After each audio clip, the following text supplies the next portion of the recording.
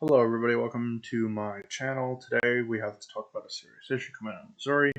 So, recently, I don't know if you've been paying attention to the news, but there has been a push in Missouri to have a constitutional amendment that would enshrine abortion rights into the Constitution as well as reproductive freedom. And the Missouri State Senate decided that, now voters can't, taxpayers can't decide this. Us elitist politicians can. So today in the Missouri State Senate, basically the same thing that happened last year, although it didn't get anywhere. I'm not trying to make people panic. I don't know if this is going to go anywhere exactly, but I do want to talk about this because it is important.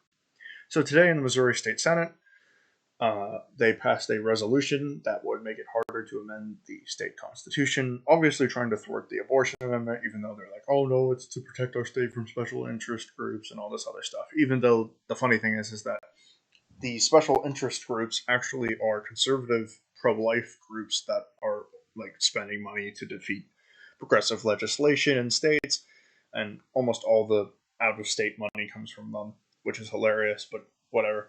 So anyway, this uh, measure would require that in order to amend the Missouri Constitution, you get a majority vote, and not just the state. That's how it is right now.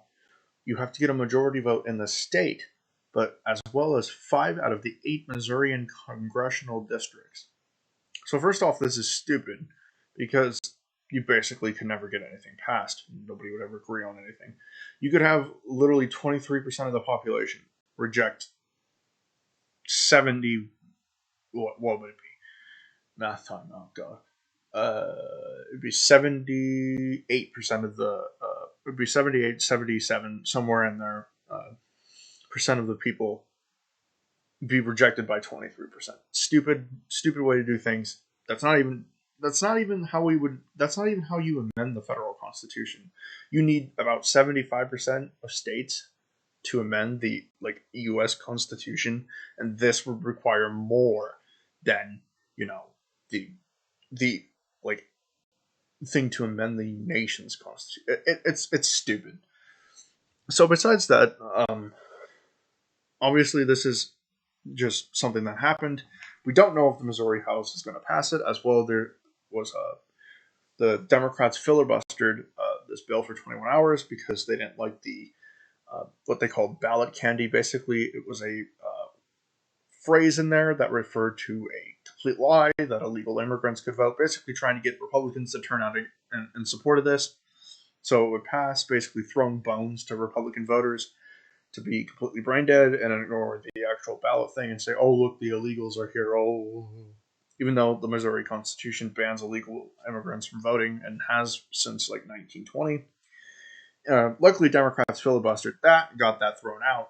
So it's likely the House will try to bring that resolution back, and if they do, it'll go back to the Senate, and Senate Democrats again will filibuster and probably stop it again, and then back and forth, back and forth, back and forth. Which is why I don't think this is actually likely to pass the Missouri House, and I don't think it's likely this gets proposed before voters, but it's good to talk about. So moving on from this, if this would be passed, not to worry too much yet, because in order to amend the Missouri Constitution, this has to go before the voters.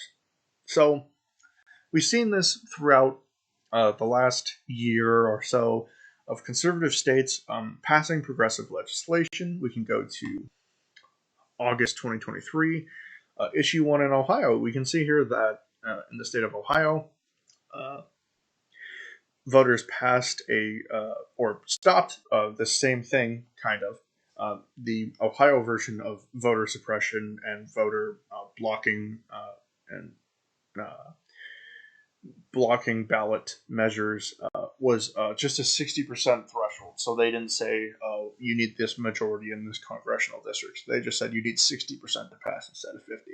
It was rejected by the people of Ohio. Even though these counties out here, and this is where I want to focus, still voted for it, they didn't vote for it by as much as you'd think. You'd think that because they are a more conservative county, they should be in this range right here. Not really. These counties were a lot tighter than people expected, and if you go down by margins, these counties came very close out here. These conservative rural counties, all around here. So even Republicans in this conservative state came out in support of progressive legislation and shooting down this attack on their right to amend the Constitution for the state they live in. That we should have to have a majority, a higher majority than just a simple majority to pass something for this state. Basically, a way to end direct democracy in Ohio. It failed, didn't work, and in November 2023, guess what happened? Ohio voters, by a margin of roughly 17 points, said, you know what? Screw you, Republicans. We're going to put abortion and reproductive freedom back into our Constitution. And again, with these rural counties, look at these margins. They're in this range. They only rejected it by a small margin in these counties. Go and look at the election results and go by these counties. You can literally figure it out. Figure out these counties' names and then go look at their margins. They're a lot tighter than people thought. So even with that, we can clearly see that this issue has already happened in a state like Ohio.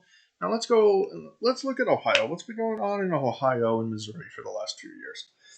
So I want to get back to the last important election in these states, which was, or recent, that shows what's going on. If we go back to 2008, we can see that since 2008, Ohio has actually moved to the right by 12 points.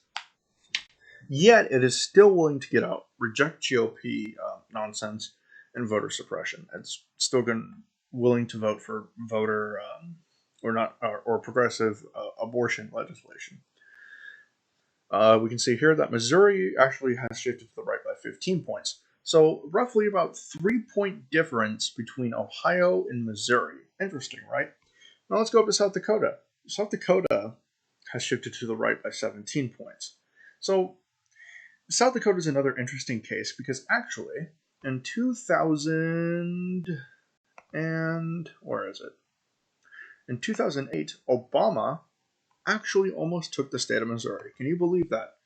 Roughly almost about 20 years ago, Obama barely lost the state of Missouri. In 2008, so it was in 2012 results.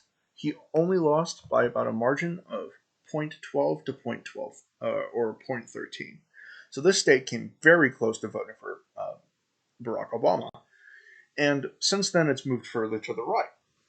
Well, during this time, about 2 years earlier, South Dakotan voters, this thing of conservatives voting for progressive abortion rights legislation, is not something new. In 2006, voters in South Dakota, so this law here, HB 1215, would have prohibited the use of stuff for abortions unless it was to save the life of a mother. This was opposed and blocked by the people of South Dakota during this time when George Bush was our president by about roughly 11 to 10 points. And you're thinking, well, this is 2006. Wouldn't South Dakota have been more conservative back then? Yes, back in 2006, the American public was more conservative on abortion. But what I'm trying to convey here is that this thing of conservative states rejecting pro-life legislation and supporting abortion actually goes back a lot farther than you'd think. And even in a state like South Dakota, which today is very conservative, it's shifted to the right by about 17 points. Even in a state like this, it's still possible to see that they're still willing to support abortion, even back then. And today, actually in this state right now, there's an abortion amendment being proposed in the state of South Dakota. We'll have to keep tabs on that, where I'm actually going to do a video on that. We're going to dive into, can South Dakota do the same thing that Ohio has done, do the same thing that Michigan has done, and Vermont and California, and vote to enshrine the right to an abortion in the Constitution of their state? I think so. I think that in a state like South Dakota, and a state with its history of rejecting pro-life nonsense, we can see here that South Dakota, even though it shifted 17 points to the right, even though back then it was a more conservative time in the United States, even then they were not willing to pass a complete abortion ban in this state. So if we look at this, if we look at the margins, okay, so Ohio moved to the right by 12 points, but it backed an abortion amendment by 17 points. So 17, 12, okay. So this state was willing to shift even more than it had shifted politically from the presidential election to vote for this progressive legislation. So what then can we make of this? What can we say since it voted more for this than it did for Trump in the presidential elections in Ohio, which I forgot to mention? Look at this. Trump only won this state by roughly 8 points. It voted for abortion more than it voted for Trump in 2020. That's very important to grasp. This means that there are more people who are willing to turn out and from across party lines and look at these counties. I want to go back to this. Look at these counties.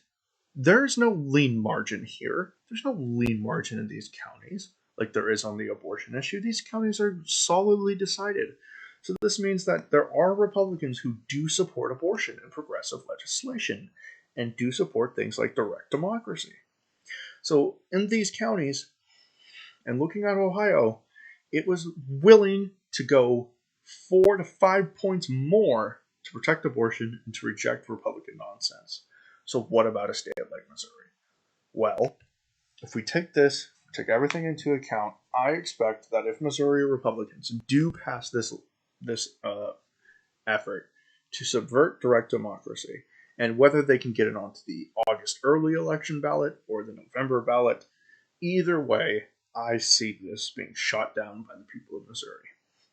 I think if it's in August, with the presidential election coming up, I think the partisan turnout and the partisanship of Missouri won't matter as much as it will come November. I think this proposal, if it's proposed before the abortion amendment, is going to rile up progressives, moderates, and independents in the state of Missouri, and it is going to shoot down this by roughly a vote of, I would say, 54 to 55% no.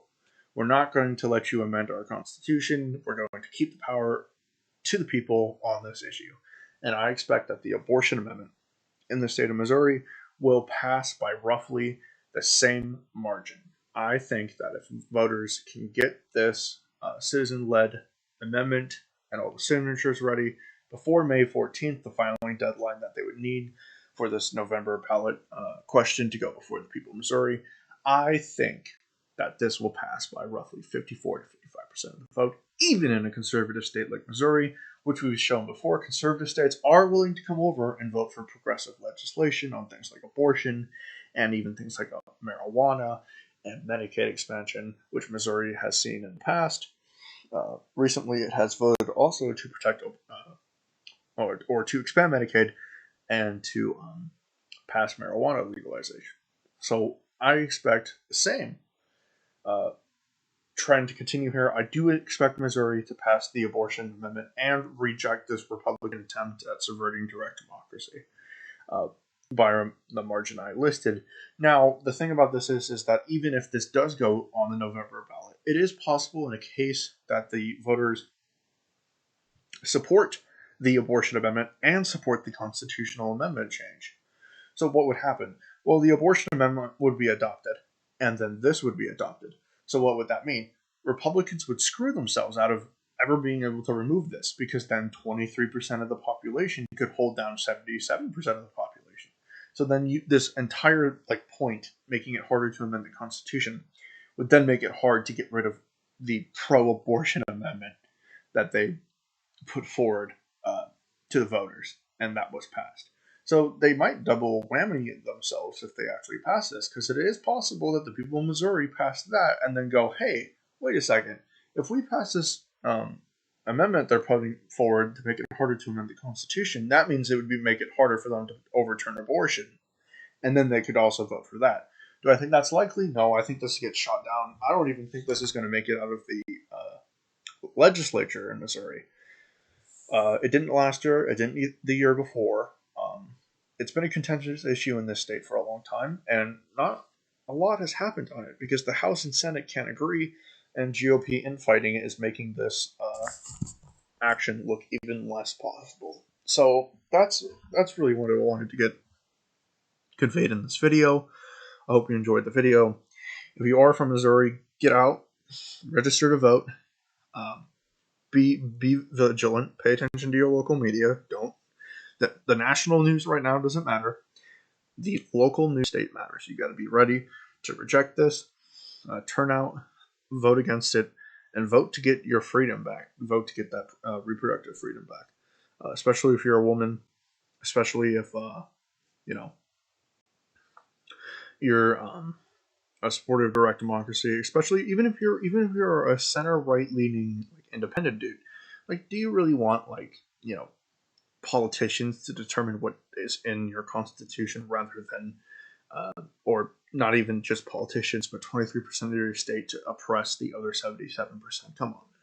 So if you're in Missouri, get ready, get tuned in, get ready to turn out, get ready to defeat this, and hope you liked the video, guys. You can subscribe, leave a comment. If you disagree with me, if you think, oh no, Missouri's different from Ohio, this is going to pass by like a 60 margin, they wouldn't dare vote for abortion or whatever, go down in the comments and discuss with me. I'm willing to have a contentious debate, a respectful one of that. But with that, guys, thank you for watching the video. Please leave a like or a comment, and peace.